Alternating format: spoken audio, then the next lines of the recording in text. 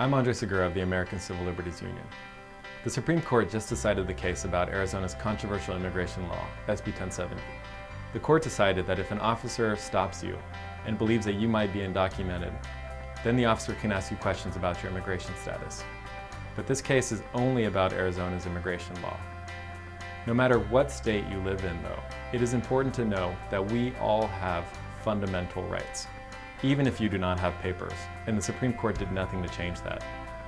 You have the right not to be profiled or discriminated against because of your race or your national origin. If you're being questioned by police, then you have the right to ask if you're free to leave. If the officer says yes, then you should do so and walk away quietly. If the officer says no, then you have the right to ask why. You do not have to agree to a search by police officers, and you should say that you do not consent to a search of yourself, of your belongings, or of your vehicle.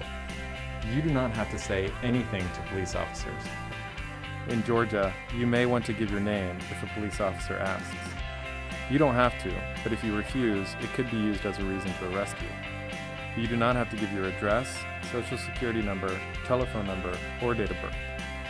If you are stopped while you are the driver of the car, you must provide your license and registration if you have that. These rules may be different in other states.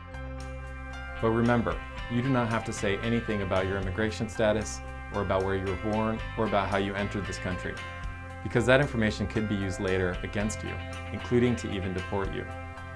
If you're arrested, say that you wish to remain silent and ask for a lawyer immediately. Do not sign anything without first speaking to a lawyer. And remember that whatever happens, do not argue with police, do not resist arrest, and never provide false documents.